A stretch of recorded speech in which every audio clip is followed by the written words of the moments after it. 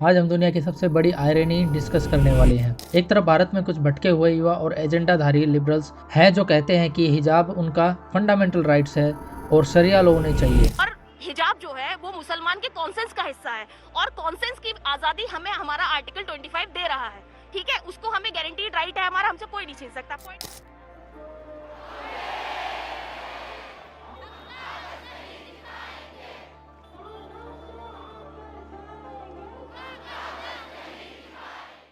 और दूसरी तरफ इस्लाम का एक सेल्फ प्रोक्लेम्ड हेडक्वार्टर ईरान, जहां लोग हिजाब जला रहे हैं, मुल्लास की आइडियोलॉजी को ठुकरा रहे हैं और खुलेआम कह रहे हैं हमें ये रिलीजन और गवर्नमेंट का मिक्स नहीं चाहिए।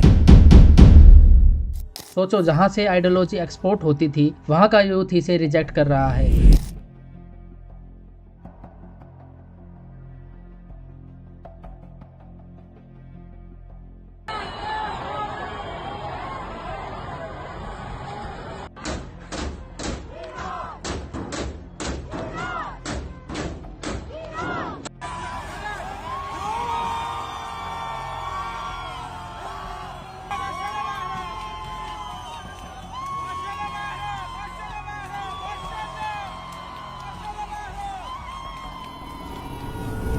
लेकिन इंडिया के इंटेलेक्चुअल्स और हमारे पड़ोसी मुल्क पाकिस्तान में इस पर सन्नाटा छाया हुआ है। आज हम इसी के बारे में बात करने वाले हैं कि क्या ईरान की घर वापसी होने वाली है।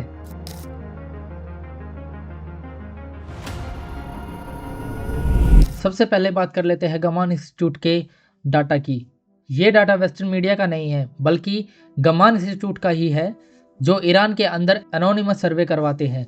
इनका लेटेस्ट फिगर सुनकर आप हिल जाएंगे। ईरान के 80% लोग इस्लामिक रिपब्लिक सिस्टम को रिजेक्ट कर रहे हैं। सिर्फ 20% लोग खुद को मुस्लिम आइडेंटिफाई करते हैं, जबकि ऑफिशियल सेंसस कहता है कि 99.5% जनता वहाँ की इस्लाम को फॉलो करती है। इसका मतलब है 60% से ज़्यादा ईरानियन कहते हैं कि वो नमाज ही नहीं पढ़ते।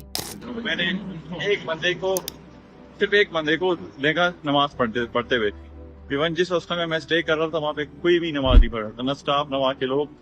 इवन मुझे खुद नमाज पढ़ते हुए मतलब मुझे थोड़ी बहुत वो हो रही थी कि यार ये लोग मुझे एक्सट्रीमिस्ट ना समझे कि यार ये इस्लामिक है, इस्लाम फॉलो कर रहा है।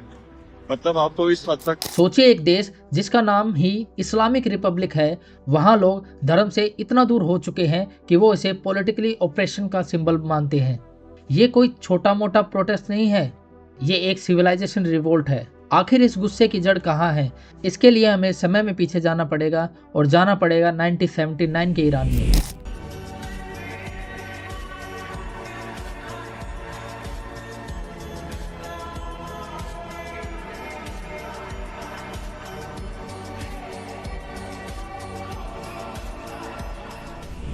उस वक्त ईरान में शाह का रूल था। देश मॉडर्न था लेकिन करप्शन था। लोगों ने सोचा चलो धर्म का सहारा लेते हैं, शांति आएगी। खोमेनी पावर में आया और वादा किया फ्रीडम का, लेकिन मिला क्या? Music ban, jeans ban, alcohol ban और औरतों के बालों पर कंट्रोल तक किया गया।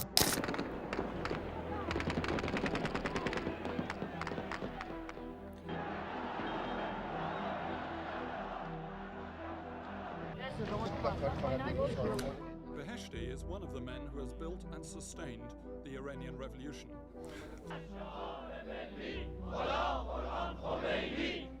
लेकिन यहाँ एक ट्विस्ट आता है। ईरान अरब्स नहीं है, वो पर्शियन है। उनका कल्चर हमारे सनातन कल्चर की तरह हजारों साल पुराना है।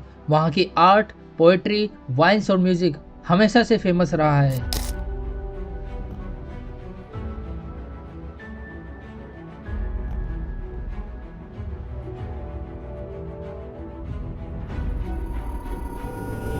पिछले 45 सालों में वहाँ के लोगों को एहसास हुआ कि उनकी असली आइडेंटिटी को एक रेडिकल आइडियोलॉजी के नीचे दबाया जा रहा है। आज का ईरानी यूथ मुल्लाओं को फॉरेन इन्वेडर्स की तरह देख रहा है। I don't call this a protest. It is a revolution.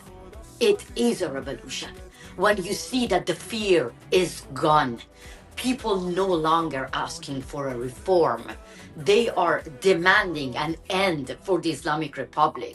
वो वापस साइरस द ग्रेट के ईरान में जाना चाहता है। अब जरा अपने पड़ोसी मुल्क पाकिस्तान का हाल देखिए। इनकी पूरी एग्जिस्टेंस इस बात पर टिकी है कि हम मुसलमान हैं, हम अरब और ईरानी हैं। अरे भाई, जिनकी तुम कॉपी कर रहे हो ना, वो खुद की आइडेंटिटी से भाग रहे हैं। पाकिस्तान का हाल उसी एक्स बॉयफ्रेंड की तरह हो गया है जो जबरदस्ती रिश्ता रखना चाहता है, जबकि ईरान ने उन्हें कब का ब्लॉक कर दिया है। ईरान के लोग पाकिस्तान को रेडिकल और बैकवर्ड मानते हैं।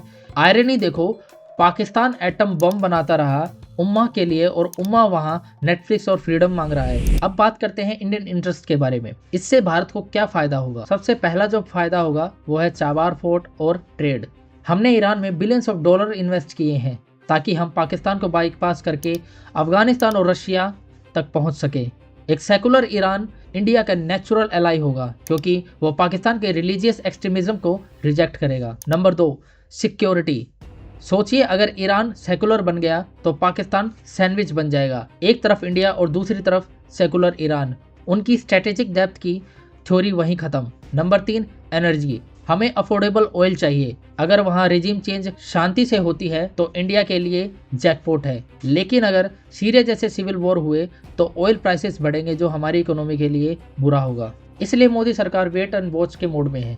हम करंट गवर्नमेंट से भी बात करते हैं, लेकिन दिल से हम जानते हैं लिबरल ईरान ही इंडिया का एक असली दोस्त बन सकता है। दोस्तों, ईरान हमें एक सीख देता है, जब धर्म को पॉलिटिक्स के लिए वेपन बनाया जाता है और जब सिविलाइजेशन को आइडियोलॉजी के नीचे दबाया जाता है तो लोग रिवोल्ट करते हैं। ईरान के लोग आज अपनी आज़ादी और सिविलाइजेशन आइडेंटिटी के लिए लड़ रहे हैं। हमें एज इंडियन उनके इस घर वापसी के मोमेंट को इंटरनेशनली और नेशनली दोनों तरफ से सपोर्ट करना होगा। जो लोग भारत में बैठकर रेडिकलिज्म के सपने देख रहे हैं, उन्हें ईरान का हाल देख लेना चाहिए।